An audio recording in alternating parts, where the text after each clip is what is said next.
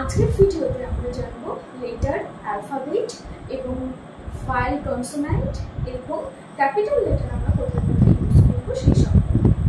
তো অ্যালফাবেট দিয়ে প্রথম শুরু করব। তো আমরা জানি যে এই যে এ থেকে জেড পর্যন্ত যে 26টি বর্ণ তাকে আমরা অ্যালফাবেট বলি, কিন্তু নয়, যে এ থেকে 26টি যে বর্ণ বা লেটার রয়েছে সেই এ, বি, সি, ডি, এই একটা এগুলো হচ্ছে একটা লেটার। এগুলো কি? এগুলোকে আমরা একটা লেটার বলি। এ, বি, সি, ডি, ই, এফ, জি, এইচ, এগুলোকে আমরা একটা লেটার বলি। তাহলে কোশ্চেন হচ্ছে, তাহলে অ্যালফাবেট আমরা কাকে বলবো? এই যে এ থেকে জেড পর্যন্ত যে 26টা বর্ণ রয়েছে, যে সেট অফ লেটার রয়েছে, যে স্ট্রাকচার রয়েছে লেটারের এ থেকে জেড পর্যন্ত, এটাকে আমরা বলি অ্যালফাবেট। তাহলে কি এ থেকে জেড পর্যন্ত যে letter of set of letter বা যে এ থেকে জেড পর্যন্ত যে লেটারের যে স্ট্রাকচার রয়েছে সেগুলোকে আমরা বলবো কি? অ্যালফাবেট। ইংরেজিতে যে এ থেকে জেড পর্যন্ত যে 26টি বর্ণ বা লেটার রয়েছে তাদের আমরা একত্রে ইংরেজিতে অ্যালফাবেট বলি। এই অ্যালফাবেট বা লেটারকে দুভাগে ভাগ করা, একটা হচ্ছে ক্যাপিটাল লেটার এবং আরেকটা হচ্ছে স্মল লেটার। ক্যাপিটাল লেটার যেটা আমরা বড় হাতের এবিসিডি লিখি এবং স্মল লেটার হচ্ছে যেটা আমরা ছোট হাতের এবিসিডি লিখি। এবার আমরা জানবো ভায়েল এবং কনসোন্যান্ট সম্পর্কে।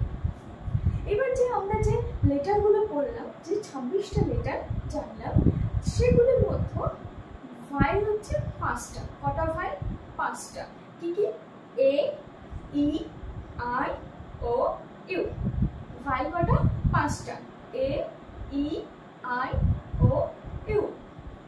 এইবার আমরা যদি কোনো ওয়ার্ড উচ্চারণ করতে যাই তাহলে এই ভায়েল ছাড়া কোনো ওয়ার্ড উচ্চারণ করা যায় না, ঠিক আছে?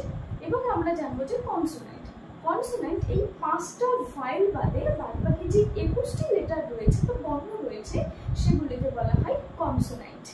হ্যাঁ, তাহলে আমরা ভায়েল এবং কনসোন্যান্ট যেটা হচ্ছে স্বরবর্ণ এবং ব্যঞ্জন বর্ণ সম্পর্কে জানলাম। ওয়ার্ড এই লেটারগুলো সাজিয়ে যখন একটা মিনিংফুল, যার মানে হবে সেরকম শব্দ গঠন হবে, তাকে বলা হয় ওয়ার্ড। যেমন আমি যদি বলি তোমাকে এ, বি, সি, এর কোনো উচ্চারণ হচ্ছে বা এর কোনো মানে হচ্ছে? নিশ্চয়ই হচ্ছে না। আমি যদি তোমাদের বলি সি, এ, টি, ক্যাট, ক্যাট মানে কি? বিড়াল, তার মানে কি একটা মানে পাওয়া যাচ্ছে, তাহলে এটা একটা ওয়ার্ড। তাহলে কি ওয়ার্ড কাকে বলে? লেটারগুলোকে সাজিয়ে যখন আমরা একটা অর্থপূর্ণ শব্দ গঠন করি তখন তাকে কি বলে? শব্দ বা ওয়ার্ড। এবার আমরা জানবো ক্যাপিটাল লেটার আমরা কোথায় কোথায় ইউজ করি। ক্যাপিটাল লেটার কোথায় কোথায় ইউজ করি? যেমন আমরা কি কোনো নামের প্রথম ওয়ার্ডের ফার্স্ট লেটারটা আমরা কি ইউজ করি? Capital letter. এবং সেই নামের টাইটেল, যেমন আমি যদি বলি মাই নেম ইজ স্বাগতা রয়, তো স্বাগতার এসটা আমি বড় হাতের ইউজ করব, মিন্স ক্যাপিটাল লেটারে ইউজ করব, এবং রয়ের আরটা আমি ক্যাপিটাল লেটারে ইউজ করব। তাহলে এবং আর কোথায় কোথায় ইউজ হয়? যখন আমরা কোনো সেন্টেন্স তৈরি করি সেই সেন্টেন্সের প্রথম ওয়ার্ডের ফার্স্ট লেটারটা কি হবে? তোমার ক্যাপিটাল লেটারে। আর কি? যে কোনো পশু টশু যা কোনো জিনিস আছে সবকিছুর নাম বোঝাতে সেটা ক্যাপিটাল লেটার ইউজ হবে। এবং আরেকটা জিনিস আছে, যেমন ঈশ্বরের কথা আমরা বলতে গিয়ে যেমন গডের জিটাও বড় হাতে হবে।